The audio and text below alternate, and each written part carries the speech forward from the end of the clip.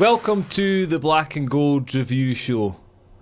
Pedro, 7 points out of 9. Good return. Great bit of form Annan are in at the moment. Long may it last, can it? Yep, a good 2-1 victory at home to Dumbarton. A bit of pressure on the game actually, because I think a lot of people expect Annan to win that one, but again, if you take away before the game, I think Dumbarton were only 1 point behind Annan if you took away their deducted points, so it shows you they're still a decent side, so a good result. I think great result. Sorry, first and foremost, but I think that you're right. I think they felt like there was probably a wee bit of underlying pressure before going into the game, just with, you don't want to say it was Dumbarton's last chance by any means, but they got 3 points on Saturday and it would have G'd them up a wee bit, wouldn't it? And there would have been a few wins from getting back on our tails, but hopefully, well, from our point of view, hopefully it's help keep them doing there. So fantastic result. A good game though. I was obviously at the game and they were decent. I actually thought they were decent. Which, listen, I wasn't expecting to turn up to the game and to walk all over them, because as I say, when you take away the deduction that they've had for going to administration, and they're not that far away. It just looks as if they're miles away on the table because of them points deduction. So it was quite a end-to-end game. They probably had the better of the first half, would you say? Yeah, I'd agree. Jamie done well again, didn't he? Yep. Some brilliant saves, the big moments as well, big times. Towards the end of the half, he had like a really good save low. I can't remember, the ball kind of broke and he saved it low, and that was kind of just before half time, I felt, which is a big moment, because you don't want to go in half time losing a goal 1-0 down. But he was very important in the game. It's, again, man of the match again, so it's, I don't know how many that is he's had for the season, but very important on Saturday for us. I think the way we kind of, it didn't look like we could handle Dumbarton in the first half. Kind of, it was hard for us to try and manage what they were doing, but second half we kind of sorted it out and we kind of went at them a bit more, and I thought it played to our advantage, and I thought it was a really good performance in the second half, wasn't it? No, it was second half was again. Annan, I would say, would have been the better team the second half. Don't get me wrong, they still had moments. Jamie still had a few important saves, and again, once Tam gets his goal, you go 1-0 up. Paul Smith. Paul Smith. Sorry, Tam. What am I saying? Aidy kept it in, so Tam had the initial shot and it got saved. But it was brilliant from Aidan actually, because again the defender's trying to shepherd out for a goal kick, and Aidan just doesn't give up as he does. Gets a leg in there and pokes it round, and as you see, a shot, and then Paul puts it in the back of the net. But then you almost think, right, he's going to kick on and really take a hold of the game from that moment, but they kind of still kept at it, and their goal was obviously you can always look defensively and think you could do better, which you could, but it was a decent goal. It was a really good ball in the box and a good header as well. It was, and again it shows that they're not the attitude, they're just keep going anyway, so they've not got a lot to lose either. No, do you know what I mean? So right. As you said before, and I kind of mentioned at the start, the pressure was on Annan, but again you lose that goal and it almost rallied you again, because I felt as if from that, when Dumbarton scored, Juice kind of then started really putting the pressure on them, and they were kind of hanging on for a while. I think Big Vinny, Mark Dunnan had a great block at one point. I remember a few high fives getting given out, but they were kind of hanging on. I think they would have probably, the draw wouldn't have done much for them, but I think they would have took the draw at that point, because momentum went your way. Was it Christian Webster, the right centre half as well? Andy Webster's boy. I think it is, yeah. I thought he had a really good game actually. Attacked the ball well and really good defender for being a young boy. Just, I think he came out with Rangers, is that right? Yep. I thought he'd done really well. In honesty, I was saying to Tam to kind of try and play on him, because he was a younger lad, inexperienced compared to Vinny, Mark Dunnan, and the boy hardly lost a header. So they were again. I think Dumbarton defensively were good. Again, throwing their body in front of everyone, blocking a lot of stuff. It was a tough game. It was a really tight game as well. And then the penalty incident comes where I can't remember who was it whipped in the cross. Who was it? Paul Smith, was it? No. Was it from? It was from the Annans left hand side attacking defender, kind of. Maybe Dicko. defender it might have been actually. Defender kind of turns his back and puts his arm up. It was away from his body, I would have thought. Was there not one just before it that could have been? There was, yes. I didn't think that one was though. I know everyone was claiming for it, but then I looked at a lot of Annans players' reactions as well. I didn't think they were that much in the face of the referee, but it probably played a part in his mind. That's what we were saying about on the bench, that maybe the first one kind of got in his head a wee bit. Probably would have, because again, I've not actually seen it back. I seen it real time, and I thought it was one of them ones that could have been given and couldn't have been given as well, because he's turning his back and his arms went away from his body, but again, it's probably far enough away from his body in this day and age that it is a penalty. Do you know what I mean? Aye, so and then Willie stepped up, slotted it home again. Pressure penalty. Yeah, cool, calm and collected, wasn't it? It was a good pen. It was a good pen, and got the job done, really, didn't it? It was great. It's hard to say about it, because I don't think in other games of this season, if they clawed us back to 1-1, would we have crumbled? Or not crumbled, but would we have just hung on for that? Accepted a 1-1. Or not had that final bit of energy or final bit of quality or whatever to go for the I win. I definitely seen it once they scored. I definitely seen a turn in, I don't know, momentum, attitude, just drive. Like, you just seem to get on the front foot again very quickly as well. It wasn't like you dwelled on it. For we've lost a goal, we were in the lead, it was going to be 3 points for us. You actually flipped it and went, we're going to fucking go and get that next goal, because we want to win the game. As you say, maybe earlier on in the season, but I think internally as well, the players will have known that was a big game for them. They knew it was an opportunity to get 3 points at home against a not bad Dumbarton team, but as you say, it puts them to bed almost, I would say. It was a 6-pointer for them, really. There has been a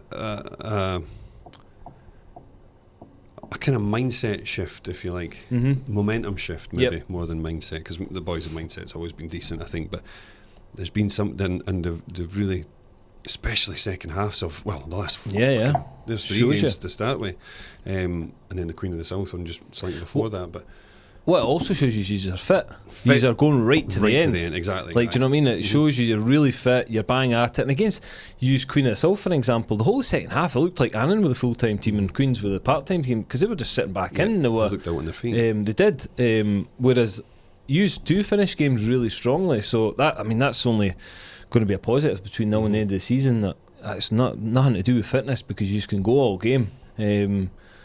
It was a really good victory, and it's just tightened the league right up, especially with other results as well. Again, we mentioned, and everyone mentions, you can only look after yourself. Again, the other results sorts itself out, and hopefully you get a wee bit of luck along the way, don't you? But especially with, which we kind of thought would happen with the Queens going in past form, that they would have dropped points, and Montrose again. So I think they drew, didn't they? Montrose 2-2. They drew 2-2. That helped us out just above us. So they were just above us. Sorry, because we were getting beaten when I was watching the game. You took the lead, and I thought perfect result, because Inverness getting beat off Arbroath 3-0, and then Montrose were getting beat 2-1 at one point. And they scored quite late on. I think theirs was a penalty actually as well, their second goal.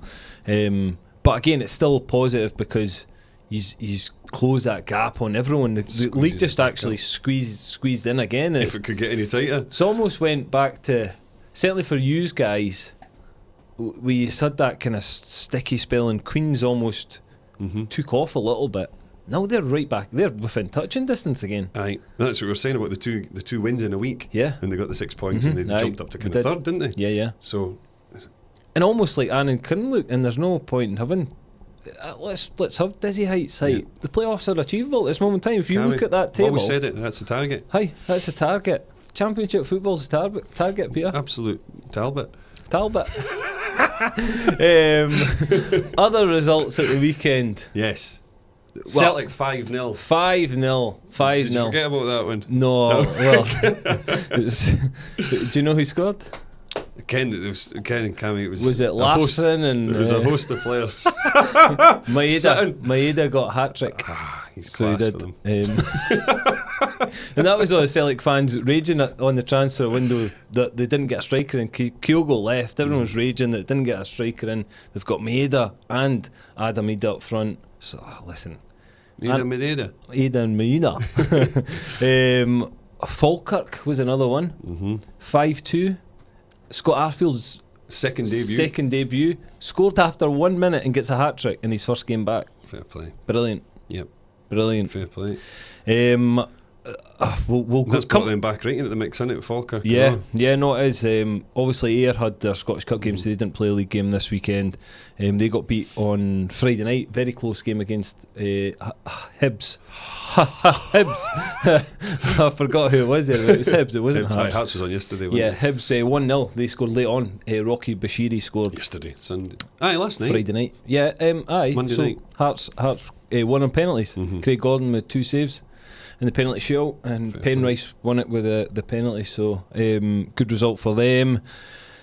Steny beating Queens 2-1, another away defeat. So was that the second goal they've scored though? No, they've scored more. I think they've scored 4. Was it? 4. Is it? Sorry. I think it was 3. I'm almost saying it's around about 4. It's very, very low. And compared to their home form, they've only picked up 3 points away from home. So 3 draws this season is all they've got away from home, which is...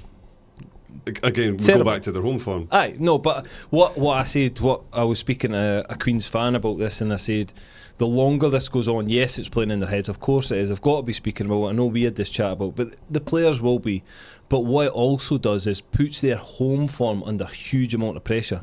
Because see if they drop points at home. That's the only thing that's been keeping them. Yep. In it. So if they drop points at home, which might happen now and again, you have an off game. Yes, of course. Then they go on an away game and they think, wow, oh no, we can't win away from home, and it's just it's a bizarre situation. I mean, there'll obviously be other teams that'll be out there that have done this, but it's really bizarre not to win, and we're nearly in mid-February. Away game. That's quite bizarre. So, and especially, like I say, it'd be different. No disrespect to Dumbarton, but you if they were sitting, if there was a team who was sitting bottom of the league, they're a team that's expected to be up the top of the league. Of course they are, but they're full time. So, and there's only a few full time teams in the league, so they'll be disappointed with that. But it does put a lot of pressure on their home form. But it's good for Annans because it closes it right in. Arbroath beating Inverness 3-0. Yeah. Probably didn't see that big result come in. Could I see Arbroath beating Inverness? Aye, because I think Arbroath are a decent side and are up there, will be up there, and I think once they get them 2 games in hand played, then they could be clear at the top by a few points. Not out of sight, but just to have a wee gap between themselves, and Steny have done very well as well there, obviously sitting up the top of the league. So, but the big result of the weekend, Rangers 1-0 defeat at Ibrox against Queen's Park in the Scottish Cup. Goalie done well, didn't he? Oh, Callum Ferry, brilliant. Again, just I watched most of the game, and Rangers were powder puff, really poor, and it was only sort of last. Callum had a couple of saves in the game, but it was the last 10 minutes where it really, he had a couple of really good saves, and then the penalty saves. That means the one. That's the one. He makes that save from Tavernier from the penalty spot, and then from the resulting corner has a great little touch over the bar. So it was just a perfect moment for him, and brilliant to see when you see goalies having that such a huge game in the right moment. Hard to play so in that it was great, and I seen Lou Longridge, who's one of my pals, I seen his kind of video went viral in the changing room. He had, obviously he's a Celtic fan, isn't he? Had Disco Land on and all the boys were singing and that, and I smell them from here. But massive. Fair play, great win for them. Brilliant, and their manager was in the stand. But did you see Jardy got a mention? No, you not read. Didn't see that. Barry Nicholson obviously is the assistant manager at Queen's Park, and Barry Nicholson done an interview. I think I read it today or yesterday, just saying because Callum Davison was suspended in the stand, so he was basically taking the team. And he was like, he's a massive Rangers fan, and he said that he got, as soon as he went back to his phone in the changing room, he deleted out a group chat, and it was Jardy that deleted him out of the group chat. So he said Jardy and Jardy's uncle, they're all like massive Rangers fans. There's a group of them. He's saying he's known for years, and they'd been speaking about it. About removing him from the group chat, and then all of a sudden he just seen that he'd been removed from the group chat when he got back into the changing room. Brilliant. So class bit of banter. But he said, he was like, no, he didn't. He mentioned Jardy because he obviously said Jardy played at Ibrox for Annans in his interview, and it was good actually. Nice. So nice little touch actually. So but again, massive pressure on the manager. Everyone's he was after raging his, the whole game. everyone's after his head now, though. I don't know, because they're saying that was their biggest defeat. If you look at like levels, I think it was Berwick Rangers back in 76 or 79 or something. It was crazy amount of time ago. 67. Was it? I think it so. that? It was something like that. It was mental when they said it, like for the levels to get beat at, and especially at Ibrox. I think that's the hardest thing. Except that a home defeat in the Scottish Cup, when there's, see if you get beat in the league, there's always next week. It's only points. Whereas this is that was their only trophy they had to Chance play of for. silverware, aye. Only trophy this season that's realistic. Who do you think's under more pressure, Clement or Ange? Clement. I do, honestly. I think because of the size of the club in Scotland. Yes, and I think the noise that comes with Rangers and just the fans again, the media, every single thing for the next week, he's got to be getting absolutely hammered, question after question about his future. Ange, I think down in England, I'm not saying he's under pressure. Of course he is, but again, what I would say is on his side is you see this list of injuries. Aye. And there's huge players that are they're basically starting 11's injured. Whereas Clement had his there was no real injury problems there. He changed. Liam Kelly played in goals, which I don't think makes a great difference anyways in that type of game. Couldn't done anything about the goal, but he had a strong team out. What do you think? Well, there you go. If he's had a strong team out, what do you think's going wrong then? Has he lost the dressing room? No, I don't. Or are they? Is it his tactics are wrong, or what point does it come down for the players to take ownership? Well, I do think he got his tactics wrong on the day, because he took Hadji off, and for me, I'm keeping him on. See, when the game's that tight, and he's such an influential player, as a player that can score you a goal out of absolutely nothing, and has got that spark in him as well. I'm keeping him on the pitch until I know it's 2-0 at least. Like, do you know what I mean? I'm not taking him off, and again, the players that he brought on, there's a little bit of a level drop off as well. So I think it was not saying it was a bit of arrogance. I just think it was a poor decision at the time to take. It was Hadji and somebody else, can't remember off the top of my head. And I thought they're really two not great substitutions. They were in this probably thought they were going to get the result done and his job done. And they weren't going to concede. That's what he probably was thinking, because Queen's Park weren't a huge threat. They had good spells in the game, but they weren't a huge threat towards Rangers' goal. But I don't know. I just think it's almost like he weathers the storm after a while, and then something like this happens. But there's been nothing as big as this happened. So this is massive. Like that, getting beat off Queen's Park in the only trophy that you've realistically got a chance of winning at home is unacceptable. So it's just like, I don't know if I could. I think he will survive, because I'm saying it's £1.2 million to pay him off. They've not got that money. There's openly not got that money. That's the rumours. That's what everyone's saying. It's came out today that the cost of getting rid of the manager would be 1.2 million. If that is right, they've not got the money, so they've no choice. They need to stick with him at this moment in time. But problem is, the fans they don't want him there.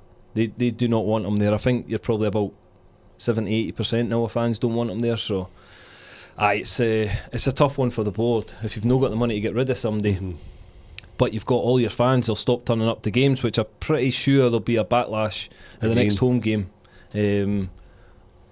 unless fans just want to go and vent their frustration out. So it'll be interesting in the next few weeks' time, because he's not going to walk away. He's not going to walk away from 1.2 million. Who's his number two? He's brought in a couple of Belgian guys. He's obviously got Alex Reyes in there. Fucking put them in Garner, even put him in charge. Could do. I mean, that is an option. That is an option to do something short term like that, and a short term hit. Just the season's done. If the board are thinking that way, the season is done, because they're 13 points behind in the league. There's no way they're good enough to even claw that back, even if Celtic were to lose that many points, which they won't. And there's no other trophy available for them now. So that, like the European stuff, don't get me wrong, there's Europeans there, but I think the European games, they'll get so far, and then the levels will catch up on them. Right. I don't think I can't see them going to the final or anything like that. Don't think they're good enough at this moment in time. So it's interesting. Rumours Gerrard coming back. He's just left his. What would the fans' reaction be to that, do you think? At this moment in time, I think a lot of fans would take him back. Absolutely. Might say I'll work for free. I'll come back and work for free then until you sort out your finances. Exactly. You never know, he might be kind.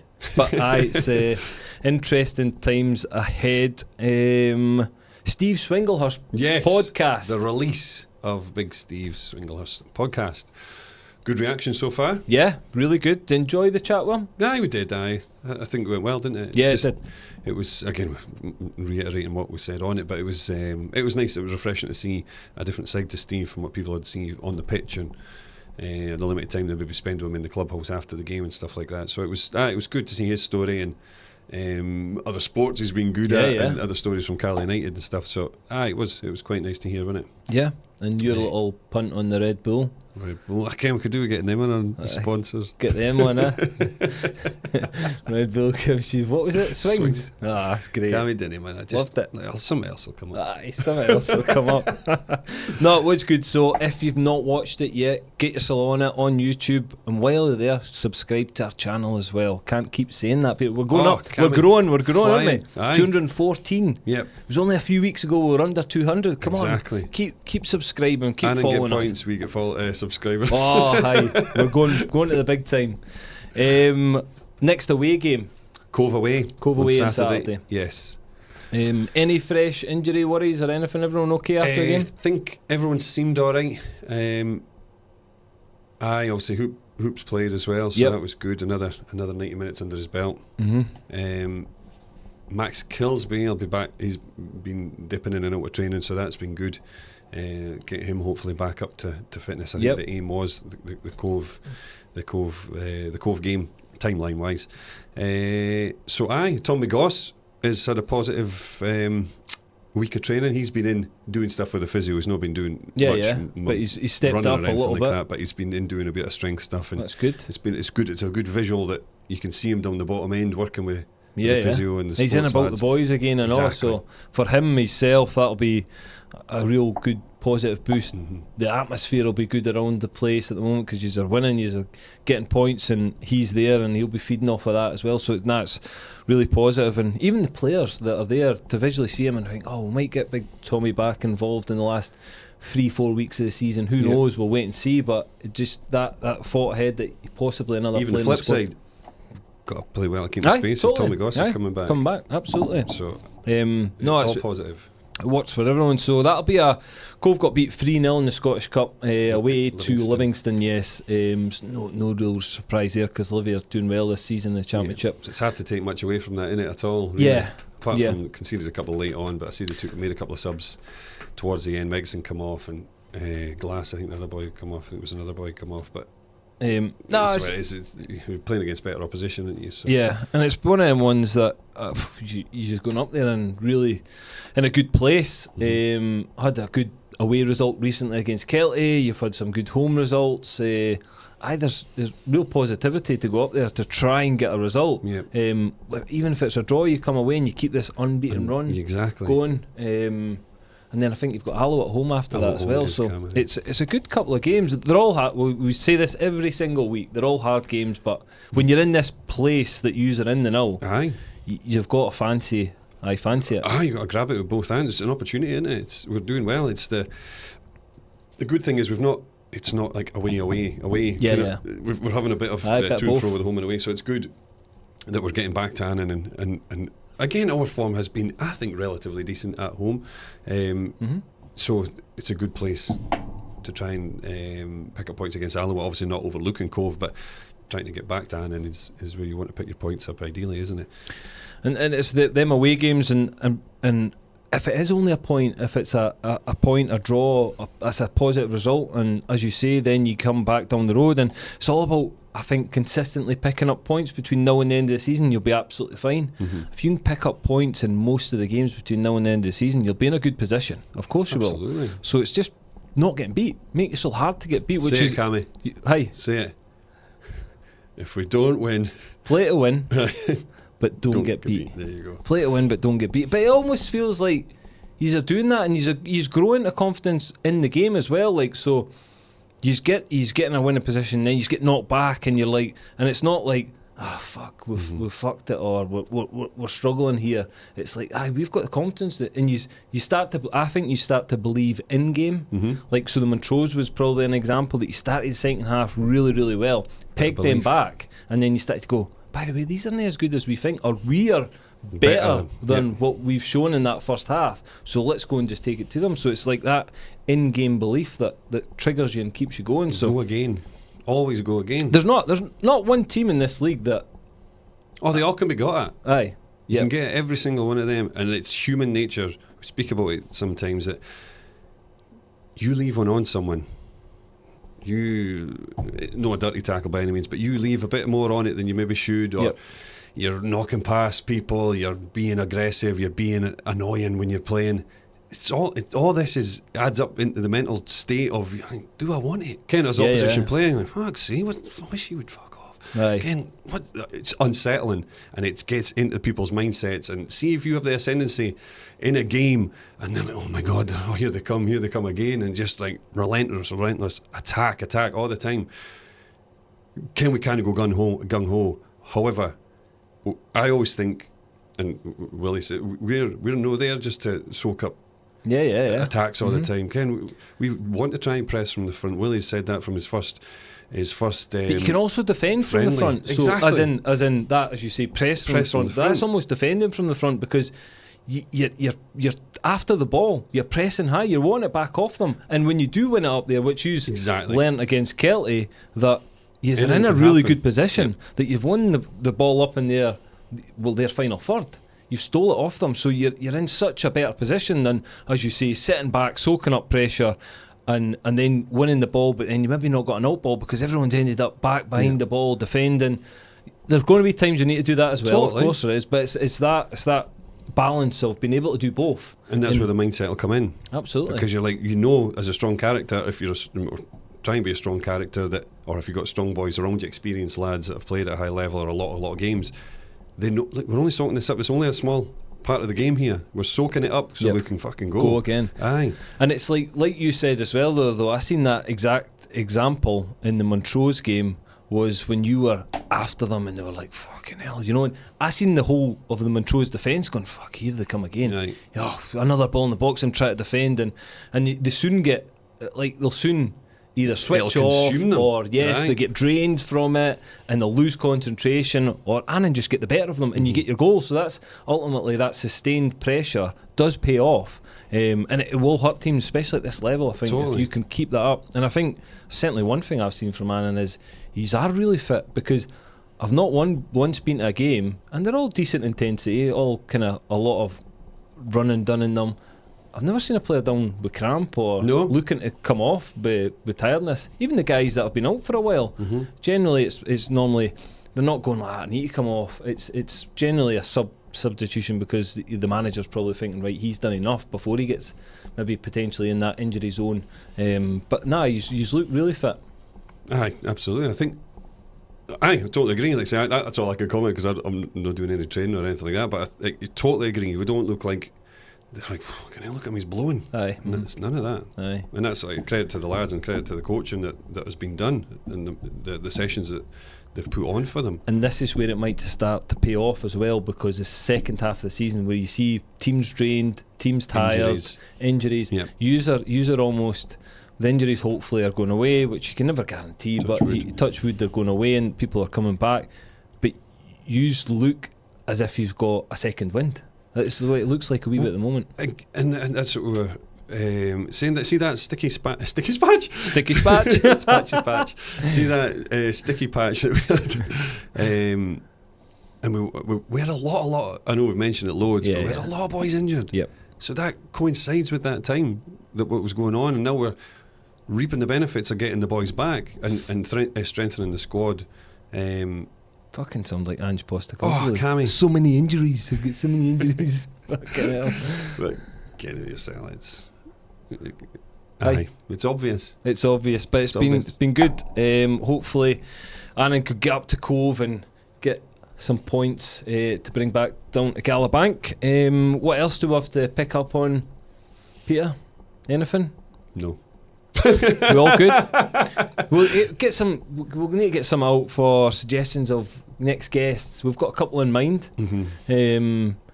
But if anybody out there wants to drop us a message in with any ex-players or anybody you want to see on the podcast, doesn't need to be a player, it could be something left field for us to get our teeth into. So for you to get your teeth into.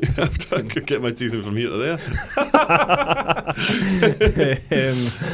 So anybody's got any suggestions, just send us a message on all our social media. While you're there, please like, share and follow us on all our stuff. It'll keep you up to date with what's going on. Subscribe to our channel, because we want to get to that 220, don't we? Oh, Cammy, 250. If we get to 220, we might maybe do a giveaway soon. Maybe have another giveaway. We might do. So please keep on top of everything social media wise. Right, is that us? Aye, because that heater has been on since the start. Boiling. And my eyebrows are about to peel off. It's roasting, isn't it? What we're doing in Tenerife again, man. Jesus Christ. All good. Excellent. Well done, Cammy Bell. Yes, perfect. Right. Good luck to Annan away to Cove on Saturday, and thanks again for joining us on the Black and Gold Review Show, and we'll see you all the next time.